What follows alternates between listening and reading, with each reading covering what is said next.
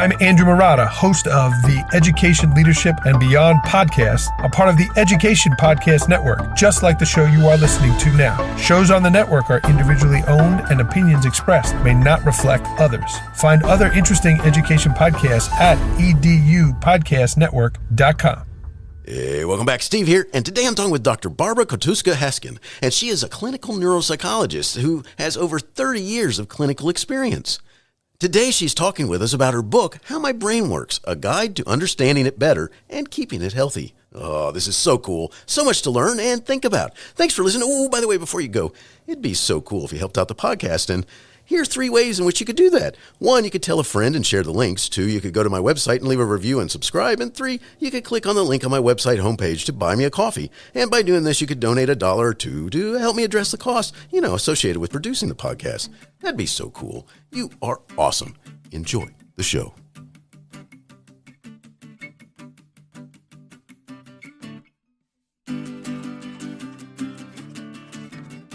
My patients who worry about dementia. So what I can do to be able to function to the last day of my life. That's we all want. We want to be able to function, you, me, and everybody else, to the last day of our life. We don't want to be a burden to anybody. We don't want to end up in institution. We want to be able to make our own decisions to the last day of our life. It's the Education Podcast, your favorite show, with lots of groovy guests and they share what they know. So crank it up to 10 and let your neighbors know that here's another show with Dr. Steve Milletto. Teaching, learning, leading, K-12. Teaching, learning, leading, K-12. Teaching, learning, leading, K-12. With Dr. Steve Milletto. Dr. Barbara Koltuska-Haskin is a clinical neuropsychologist in private practice in Albuquerque, New Mexico. She has over 30 years of clinical experience. She also has a research and academic teaching background. In addition to her doctorate in psychology or neuropsychology, she has a Master of Science degree in clinical psychology and Bachelor of Education degree, and she was the valedictorian. She also completed 450 hours of academic coursework in psychopharmacology and sponsored by the Southwestern Institute for the Advancement of Psychotherapy, New Mexico State University Collaborative. She is a blogger for psychologytoday.com, where she has earned over 250,000 page views. Dr. Koltuska-Haskin is also the author of How My Brain Works, a guide to understanding it better and keeping it healthy, which has yielded recognition by 7 awards. DeMode Global Magazine named her book as one of its Unputdownable Books of 2023. Her book has been featured in Kirkus Reviews, Midwest Book Reviews, Publishers Weekly, Booklife, San Francisco Book Review, The Art of Healthy Living, Writer's Digest, Albuquerque Journal, ReaderViews, and OnlineBookClubReview. Her book was a finalist at the International Books Awards and finalist of the Independent Author Network Book of the Year Awards.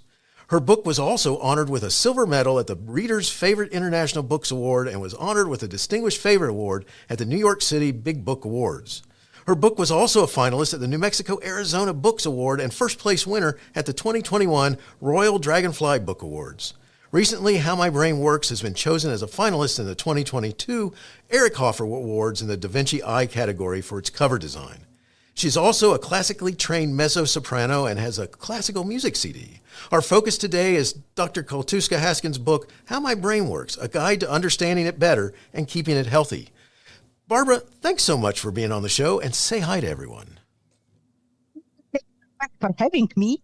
And say hi to everyone that is listening. And I hope it's going to be an enjoyable time for you to listen to our conversation. I hope you can learn something how to take care of your brain. Thank you once again, Steve, for having me. Well, great to have you here. And let's start with this. You've been a clinical neuropsychologist for over 3 decades. Why'd you get into this field? Well, I was always fascinated in brain. This is a miracle part of our body. And I actually started as a researcher. I was a brain researcher, and that's how I came to United States. They gave me postdoctoral fellowship at UCLA. So I wanted to figure out, and actually I concentrated on learning disabilities and brain. That was my first subject. And I wanted to figure out how the brain processes information, the hemispheres process information when there is a problem, how they are trying to overcome the problems kids with learning disabilities, and then I went to general neuropsychology. So, and I'm still fascinating. It's not like it's a fascinating part of our body, and I'm still going through a lot of research papers when I do my blog for psychology, Today magazine, because I want to say something that is backed up by science. So I don't want to write stuff, because I think so. If I have a subject, I go and first I see if I have a research backup for what I think, Yes. So I want to give people something tangible, just like in this book. Before I was writing this book for 3 years. I went through a lot of research. I wrote it for my patients, basically, that were always telling me, you know so much, you need to write a book. That was nice. But also, everybody, most people, I would say, not everybody, most people, especially in middle age and when they are seniors, they are afraid of dementia because either they have somebody in a family with dementia or saw their friend deteriorating, which is scary. Like, so the friend driving a car around this New York City, and then, half a year later, the friend couldn't recognize them. So that's scary experience. So everybody was asking me, okay, doc, so I need to do to keep my brain going. So that's what I researched for 3 years, writing this book to give people some tangible stuff they can do. So what works, okay? This work, okay? So basically I wanted to let people know that they can improve their brain functioning at any age and any circumstances. They just need to put their mind on it. Because research says that if you want to get better, you will get better. Nice. Very good. Now, within looking at the brain research and stuff, in this field that you're part of, do you have a particular focus within the brain? I mean, some aspect of it that is even more interesting to you that, if you could just put all your time into that, that's what you would do. I think frontal lobe is the most interesting part of our body because it's our planning, organizing, judgment, okay, making nice. Good decisions for yourself, which unfortunately goes frequently as the first thing when you start having dementia. Your judgment, you make bad judgment calls. So even before you have memory problems, you started making bad judgment calls. So sometimes the wife would call me and said, he did something. I was like, no, that is not him.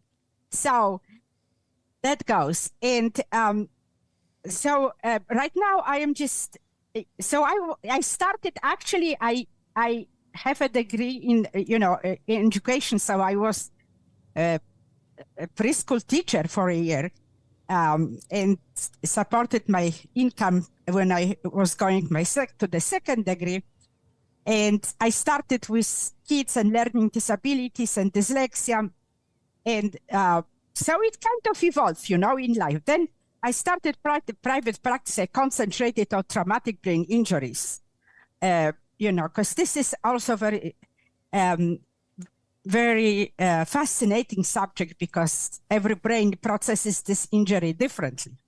And it's not like if you have injury in this place of the brain that you are going to have these symptoms. No. different symptoms, and you may need to have a different approach. So this is fascinating because you see each patient as a kind of a research project. What is there and how you can help them return to their good level of functioning or teach them how to live with their new normal. And then as I age and my patients age, now I'm doing many senior care mainly. So that's why an early dementia diagnosis. So we evolve in life, it's not, we never stay in the same place. good. It's good. Yes, very much so. Yeah. So do you have a specific target audience for your book? Do you have a group that you really were thinking about when you were writing your book? People, yes, like my patients who worry about dementia. So what I can do to be able to function to the last day of my life. That's we all want. We want to be able to function, you, me, and everybody else, to the last day of our life. We don't want to be a burden to anybody. We don't want to end up in institution. We want to be able to make our own decisions to the last day of our life. So, but that book is for everybody that is interested in how the brain functions, because I am, in the first part, I am explaining how we assess brain functioning so that people would know, and if they have a problem, what to do. And basically, I wanted to give people solid information that if you think you have a brain problems, or if you do have a brain problems, like you had stroke or traumatic brain injury, or you think you may have a brain problems, like, do I have a memory problems? What's wrong with me? There is help available. There is help available. They are specialists like me. We are a rare species, but we are there. So in a community, and the services are covered by Medicare and Medicaid and all the insurance. It should be covered. If not, then you can raise hell. And then, they can see a neuropsychologist for evaluation, and we will evaluate their brain functioning. So we will do testing, and we will tell them, okay, your memory is, and I test you, I get a number, I compare this to the norms for your age group. Okay, so I give you a specific answer. Okay, your memory is average for your group, but we don't have one memory, we have many different memories. So we test many different memories, but like I say, okay, your verbal memory is average for your age, but your visual memory is superior. People never know really how their brain functions. So they really, am I that good? I say, yeah, for your age group. Okay. Nice. So this is, this gets people at peace. They give him some sense that, okay, not everything is bad. Besides, if you start having problems, and you worry about them, that your anxiety goes really fast from 0 to 100. And then when your anxiety goes up, your performance goes down. So you will be having more and more problems at work, you'll be missing stuff. So that's why it's important to, if you think you have a problem, get yourself evaluated. And some people say, I don't know if I want. I said, okay, what you don't know is going to hurt you, not what you know. Because if we know where the problem is, we can find a solution. But if we don't know where the problem is, how we can address? So that's how I teach them. What you don't know is going to hurt you, not what you know. So then we can, if we know what's going on, we can figure out how we can help, people return to the better level of functioning, or we can teach them how to use the better part of the brain to help them with that one that is not working that well. So they can still do stuff that they like, and they still have a quality of life, because everything is about having quality of life. Your quality of life, not my quality of life. Everybody's quality of life. It's different, okay? So we are trying to make sure that people still have quality of life despite that problems they are having. Excellent. You see, I can talk a lot about it. We can have another hour. That's awesome. That's awesome. One of the things that you've mentioned is, and we're going to talk a little bit about, is brain health. I read in your bio that you're a classically trained mezzo-soprano. Does music have an impact on the health of the brain? How's that? Oh, absolutely. See, I wrote an article. My last article for Psychology Today is the relationship between music and Alzheimer's disease. Because brain structures linked to musical memory remain mostly undamaged by Alzheimer's, and it's supported by research. So we can use that music therapy to improve mood and cognitive performance in Alzheimer's patients, and we actually have research that supports it. So music is very important for brain health, and you can, for instance, use it for meditation or for calming yourself down. On if you have difficulties, you can just find the kind of music that works for you. And we use musical therapy a lot, in brain, in traumatic injury, and especially dementia patients. They sometimes cannot talk, but they can sing. Wow. Yeah, because you start. I work at in a dementia unit at State Hospital, and because I am trained in music, I play piano and sing. So I was doing musical therapy for them. They were singing with me. Nice, very nice. Yeah, singing, dancing, and they had some fun, So that's most important, because it improves their mood. That's incredible, because I can imagine also for family or caregivers to see their loved one being able to participate in something like that, who they might have thought was disconnected completely. Yeah, because for instance, for the caretaker of family that takes care of dementia patients in the house, which is the best idea, as long as you can keep them in the house, keep them in the house, because once you move them, that's such a trauma related to moving them to the different space that they don't survive very well for a long time. Anyway, so I teach the patients, the caregivers, you don't have to watch movies with them because they may not follow the movie, but watch like a musical performance from the time they were young and they remember that, like, how Willie Nelson or, Brenda Lee, whatever, because we have a lot of musical programs, on, especially PBS. So watch this with them and sing with them. Let them sing. If they want to dance, let them dance. Nice. It's good therapy. Awesome. I appreciate you talking about that.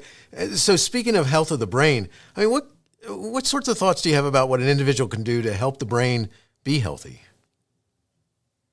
Okay, so there is several things, but the most important is food is your medicine.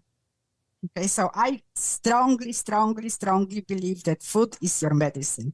So whatever you put, you have to be really conscious what you eat and, how you feed yourself, how you feed your body, okay? So I want people to cook for themselves. I said, it's okay to eat fast food once in a while, okay to go to restaurants once in a while. I teach they do 80-20. You don't have to be perfect. Try to be 80% of time, try to be eating healthy, and 20% you can have a cheesecake. We only have one life. Nice. So, yeah, so I teach them, but consciously try to eat healthy. And people frequently tell me, I don't have time to cook. You don't have to have time to cook. Get yourself a crock pot and frozen vegetables and piece of meat, put it there, and, at the evening you have a dinner. It doesn't require very much to be healthy, obviously my passion is organic gardening, so I grow all my veggies. Nice. I want to eat, yes, because I live in a place when I can have actually garden all year long, so I can pick up fresh stuff. That's what I'm going to do tonight, and pick up parsley and put on a salad and do something. So the most rewarding for me is when I teach my patients to grow their own stuff, and then they come back to me and say, Dr. Koltus, I got my husband. We went to the store. We got the garden. Start the garden growing. I said, great. Now you're going to be healthy because you know what you put there, and growing your own food does not require, because it's simple. And as I put in this book, all herbs are weeds. All herbs are weeds. So if you put them, they will grow. And then you just go and pick up what you need and put it in your food. All herbs except few of them, they're all white. And the most potent is actually the dandelions. They are most potent herb. This one that grows in the middle of your lawn, that guy is very potent.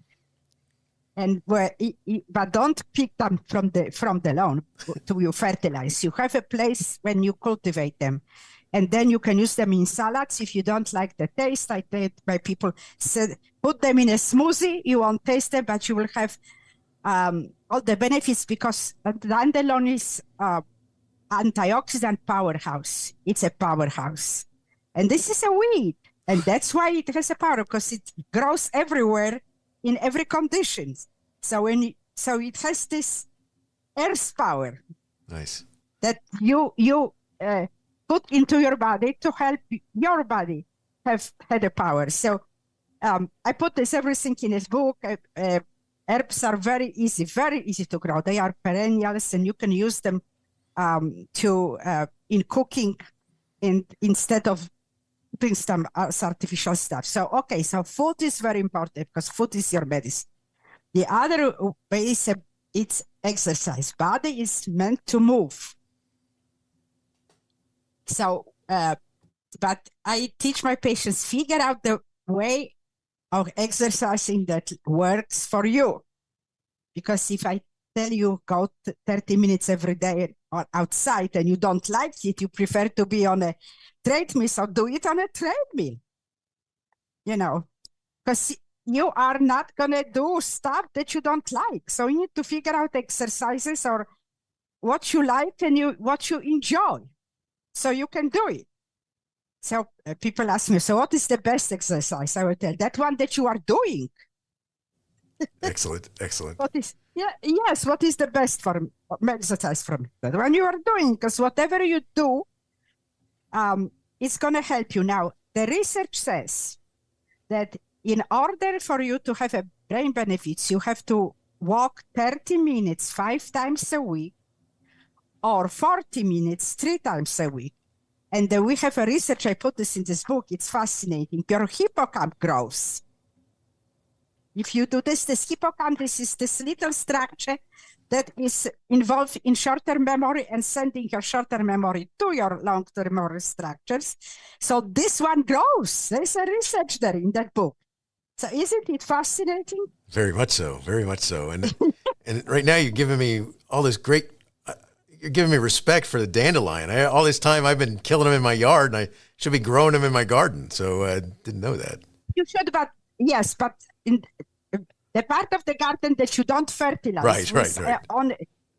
With artificial fertilizer. So when you put your fertilizer on your lawn, don't pick up the dandelion from there because it has chemicals. But, in other part of the, far away from, like not in a part of your garden which is close to the road. So you need to be, cautious because you want less pollution. Right. Yes, but also, there's a lot of really, like purslane, it has the most this is another weed that grows in the cracks of the sidewalk. That thing has the most omega-3 fatty acids than any other plant. Wow. That's yes, and so it's actually freezes well, and you can dry it too for winter because it's only in my garden for few weeks and then it's go. So what we need to do is take care of our nutrition, what we put in our body. We need to move because body is meant to move, and also we have to take care of our emotional and spiritual being because we are body, mind, and spirit. Yes, so emotional health is extremely important. So we are getting more and more research right now since I wrote the book that how much your emotional state affects your brain performance. So we know for years that when you have, depression, anxiety, it's not good for your brain. But the research right now says, which is new, that even if you do everything you're supposed to be doing, like have a good diet, exercise, do all that stuff that you're supposed to be doing, going to gym 3 times a week, running, whatever. But you have problems, anxiety and depression or mood problems. Your brain is not getting the maximum benefit of what you're doing right. So you really have to take care of your emotional state. Make sure that you learn how to deal with stress and frustration, which is not easy, but you can do that. So I teach all my patients how to meditate. Everybody I'm teaching them how to meditate and how to breathe with your abdomen. Okay, because meditation is about breathing. It's not about clearing your mind. Because people say, I can't clear my mind. You cannot clear your mind unless you are dead or enlightened. When you sit down and do meditation, your brain will start thinking. It's normal. But the benefit from meditation is when you notice that, put your brain back to breathing and to state of relaxation. And then if you do this many times, just like you sit down, your body will kind of immediately go to the relaxation mode, just like a Pavlov's dog, Nice. So you train yourself to do that. It's very important. I teach my patients, start with 3 minutes, just 3, of sitting and breathing. And then put the timer on 3 minutes. What these people look like, I can't sit still. 3 minutes, you can sit still. Hello. Still sit and then go 5, 10, until you go 20 minutes twice a day. If you only do 15 minutes once a day, that's better than nothing. And the other thing, so keep yourself, take care of your emotional state and try to keep yourself calm. And when you are in a stressful situation, learn how to deal with stress and anxiety. And since pandemic, all insurances pay for counseling. They should have, but most of them pays for counseling. So it's easy. And most therapies right now do telemedicine, so you don't even have to go there. You can see your therapist for sessions being in your home. Just take care of yourself. And so the other important thing is to have a passion. Be interested in something when you, especially when you are older and retired. You have to have something that makes you get up in the morning. Because depression, late life depression, is very common. Very common. I hardly ever have a patient that doesn't have a history of depression. So late life depression is very common. So we want to get help for that. Not necessarily medications, but you have to have a purpose in life, even if when you are tired. Something that makes you get up in the morning. And it can be having, some animals at home, or being involved in some volunteer work or some cause and doing something creative. Our brain is creative to the end of our life. It's not like we can't be creative. There's a lot of artists that still write and music, even that they are very old. So I talk to my depressed patients, that, okay, get up in the morning, and the first thing you need to do is to think what the nice thing you are going to do to yourself today. Excellent. Start with something that will lift you up. It can be a cup of coffee. It can be, some time with your kitty cat or whatever. Figure out what brings you pleasure, what makes you happy, what brings your mood.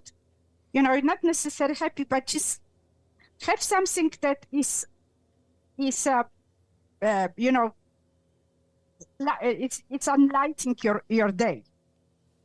That's so powerful to think about that, because that, I'm someone I'm getting close to, I'm in my 38th year in the profession that I'm in education, and I'm getting close to because I keep having people ask me, so what you gonna do when you retire? What you gonna do? And I'm like, yeah, I haven't figured out what I'm doing in this life right now, so I gotta figure that out. But I can see how easily, if you're disconnected from your world like that if you don't have something, that it would just kind of drain you of your energy.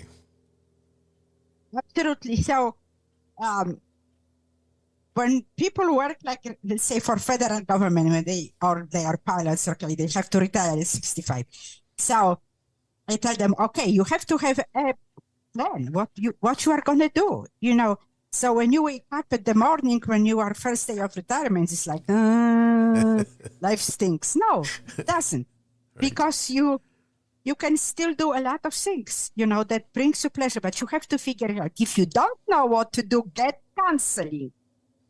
This is perfectly good counseling questions. Okay, I am retired. How I can have a quality of life? What if you don't? Because sometimes people don't know what they want to do, what is good for them. Get a supportive counseling and figure out who's your counselor, a therapist, what you want to do. If you want to have a second career, or you want to continue, you want to join a choir or a dancing club, or, volunteer for horses, figure out something. It's not that difficult. You just need to make, you need to put your mind into that. You have to have some purpose.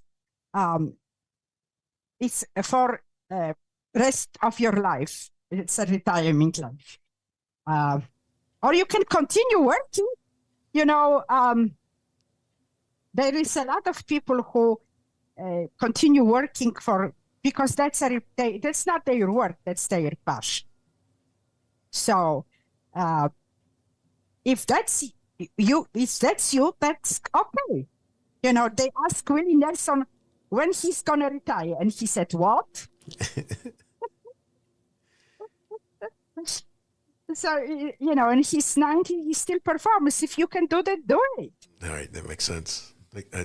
Great sense. Talk about encouragement. Yeah, absolutely. You have to do what brings you pleasure, what makes you get up in the morning. I like that. All right, so as we're talking about that, I mean, are there some sort of mental exercises that help stimulate the brain that you can do? I mean, there's things that just kind of help it from being, bored. Okay, first of all, is we have to. So meditation is very important because you need to put your mind at ease. If you are stressed, and if you dealing with a lot of issues, your brain is not going to work the best, and you can't get maximum benefits from that.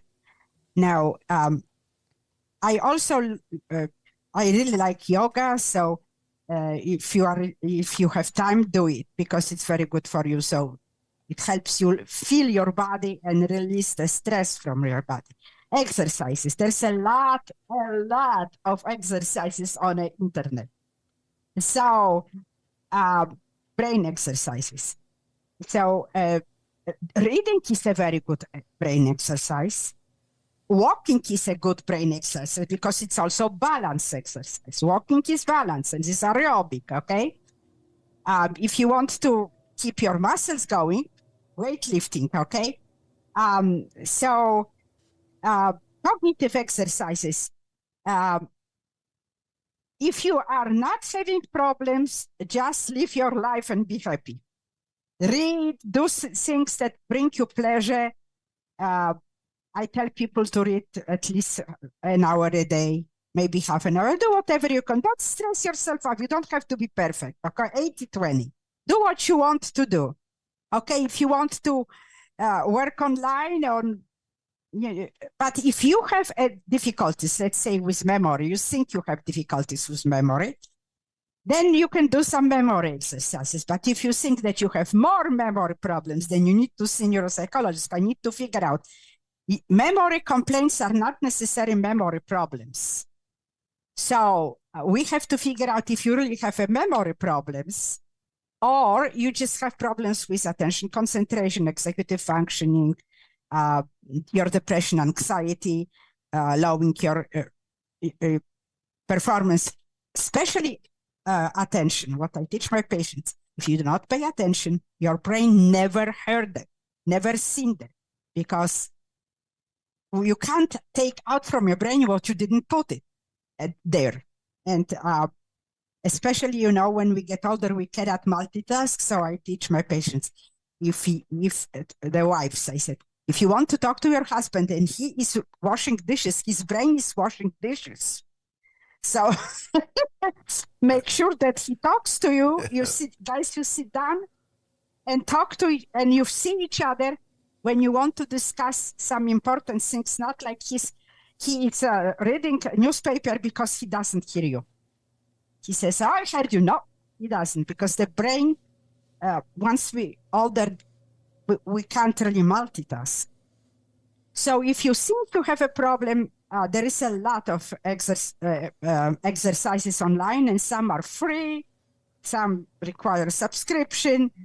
I said, if you have no problem, enjoy life, because that's most important. If you think you have some problems, see neuropsychologist, and we will be able to assess what is actually there. If you really have a problem, or you only think that you have a problem, then and we can figure out the exercises. And this book is not only for old people, for seniors. This is also for everybody that did have a history of brain trauma, like stroke, like transient ischemic attack, or several concussions, was heavily involved in contact sports during high school, and I think, okay, something is not working there. So people who have learning disabilities, and you said, you asked me if they can if children with learning disabilities can change the brain function. They can change the way they learn, because you still can learn if you have learning disabilities, but your brain learns differently. Gotcha. So you have to figure out what works for you, which channel you use, how many repetitions you need. So you change brain functioning by changing the way you learn, the way you acquire information. But that requires some work, because, as I said, people usually don't know. Most of people don't know what works or doesn't in their brain. Gotcha. One of the things that, when we, talk about, thinking about the brain and such, you mentioned that a lot of people are a little concerned about certain aspects that might happen. One of the things that is a possibility are things like stroke and trauma and some sort of disorder, neurological disorder. Is there something that can help insulate the brain against the negative effects of a stroke or brain trauma or a disorder? Okay, so what the research says is that if you have a lot of, if, for instance, for people who have a good cognitive abilities to begin with, then they are able to, the cognitive potential, that they are able to recover faster because they already were masters of their brain. They were, they had this cognitive potential. So also for people who are left-handed, they sometimes recover quite well, because either they have, we have left or right hemisphere. The right hemisphere is for nonverbal stuff, left is for verbal stuff. But people left-handed usually have the reverse, or they have speech in both hemispheres, so they recover from strokes very easily. So most of the time. So I would say just be conscious, try to do stuff that enriches you. Okay? Don't be a couch potato. Do stuff that enriches you. Have a passion and that's have a passion for life. Nice. And if you don't have it, get counseling, because that is a perfect question for the counselor. How I can have a quality of life? What will be my quality of life? That's perfectly good counseling question. So, and then when that happens to you, because there is no guarantee in life, then figure out with this specialist how your brain, what is good, what is not that good, and then you use the good part to help with the part that is not that good, because you still can have a quality of life.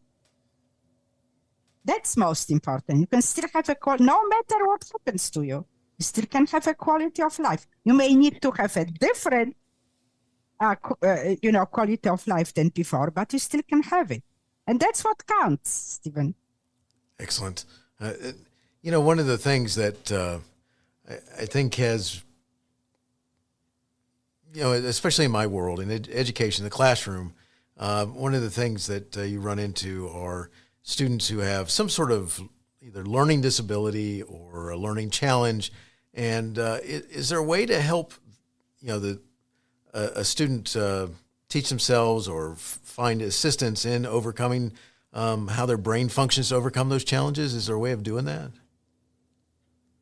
Yes, absolutely. Because brain is very plastic. Absolutely. First of all, I wouldn't call this learning disability. I will just try to say, okay, you have a different way of learning. Okay, let's figure out what is this and how we can help you. Okay, so we want not to label people. We want to help them find the most efficient way they can learn. Okay, so you have a lot of pediatric neuropsychologists in a community, more than adults. And let your kid be evaluated to figure out what is the problem with learning and how he can learn more effectively.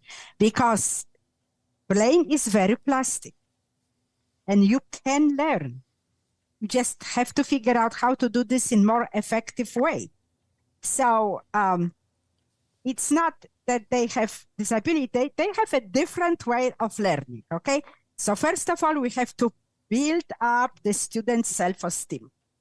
You are very special, okay? Your brain works differently, but works, okay? Let's just figure out how it works. So we have to, we have to avoid the situation when, first of all, do not criticize the kid, criticize his work. We probably know already that. Yes, you are a very smart, John, but you didn't do this the best way. Let's figure out how we can do this the best way. We want to motivate them. We need to give them self-esteem. I think the best thing you can give your kids and your students is self-esteem. That they, no matter what the difficulties they have, they will be able to overcome them if they find the right way. Okay, so you need to make sure that we do not, and if the kid has many failures, then we have to figure out how we can have a success.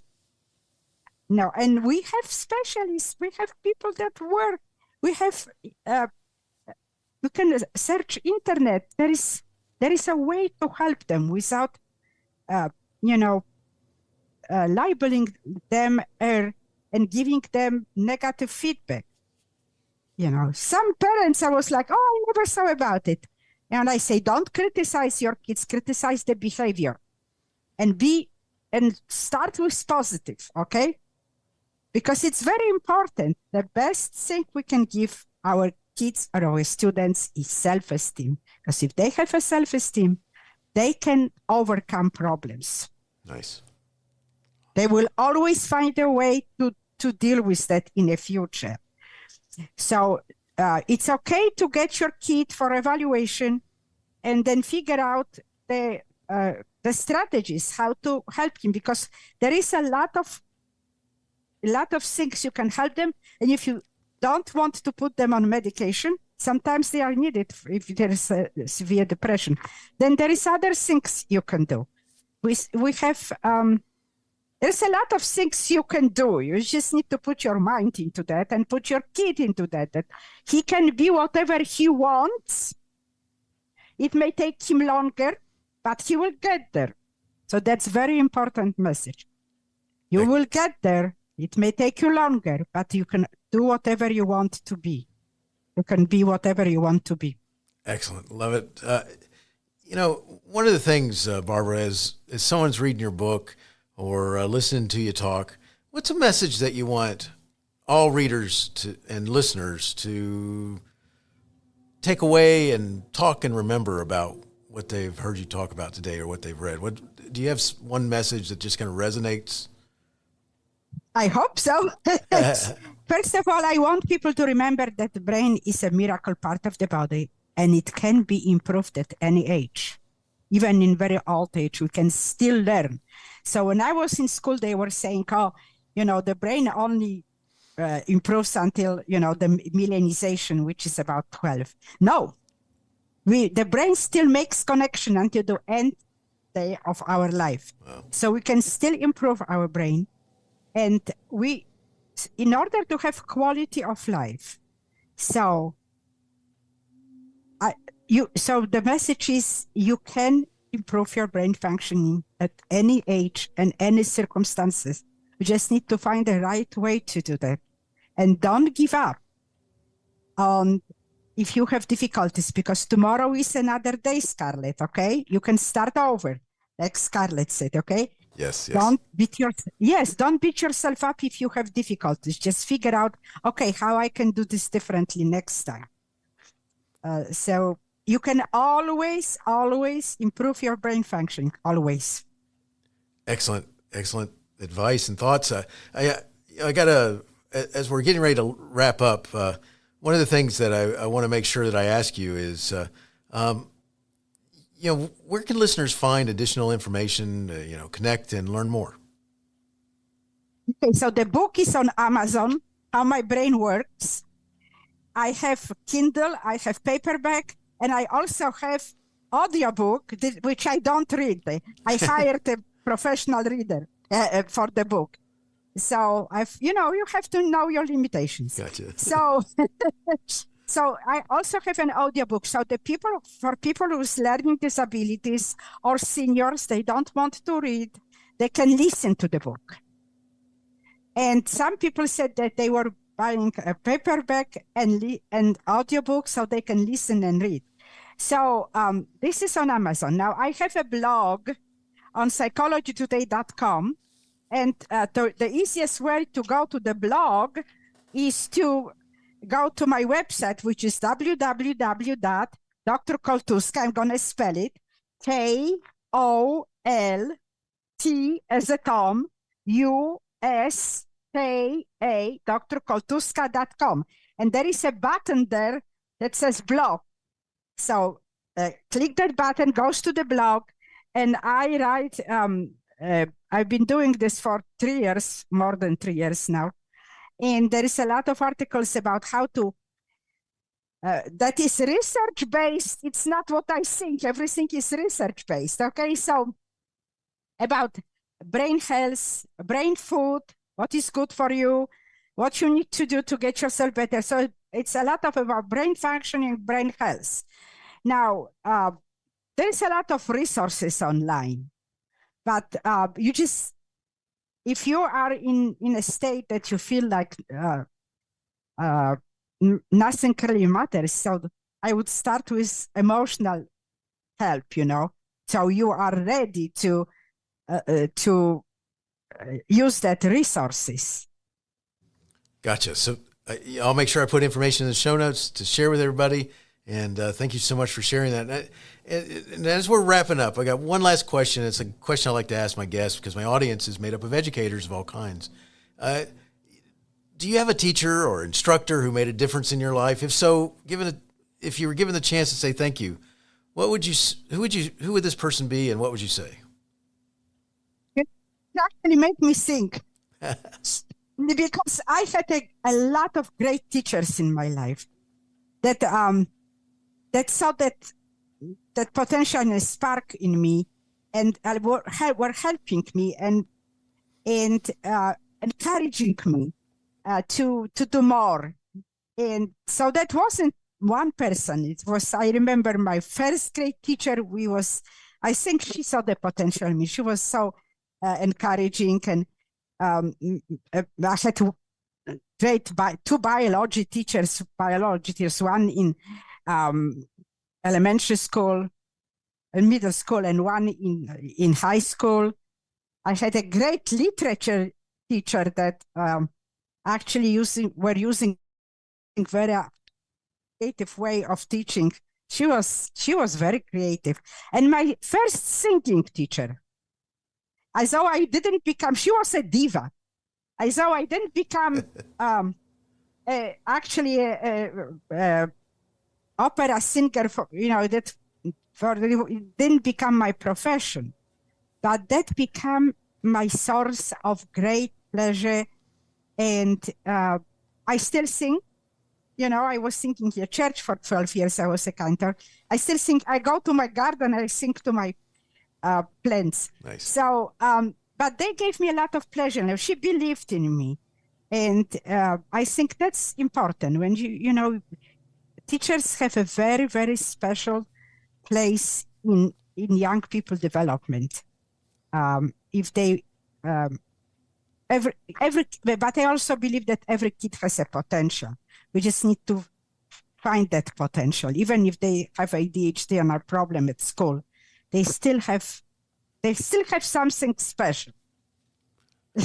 I love that. I appreciate you sharing. That's cool. Barbara, I can't thank you enough for spending time with us today. Your book is amazing. It's called How My Brain Works, A Guide to Understanding It Better and Keeping It Healthy. What awesome information, and thank you for helping keep us informed. Excellent focus. Enjoy what you do, and wishing you the best in all that you do. Thank you very much for having us. It was a pleasure talking to you. It was very nice. It was very nice hour spent. Thank you for having me. And thank you, everybody that listened. And I hope for that book to inspire our listeners to start taking care of their brains, because there's never too late to start taking care of brain health, because that's the most miracle part of our body. So thank you, everybody, and good luck with your journey on a brain to brain health. Hey, you have been listening to Teaching, Learning, Leading K-12, a podcast to help you help kids achieve their dreams. Teaching, Learning, Leading K-12 is a member of the Education Podcast Network. Podcasts for educators, podcasts by educators. Teaching, Learning, Leading K-12 is a member of the podcast network based in Canada called Voice Ed Radio. Voice Ed Radio, your voice is right here. The opinions expressed on Teaching, Learning, Leading K-12 are those of the guests and host. Teaching, Learning, Leading K-12 is intended to share ideas, advice, and suggestions. Teaching, Learning, Leading K-12 is produced for educational purposes. Hey, thanks for listening. It would be awesome if you visited my website at stephenmiletto.com and connected with me, left a review, and listened to more episodes. And by the way, you could also share it with your friends, with your family, and your colleagues. Thanks so much. You're awesome.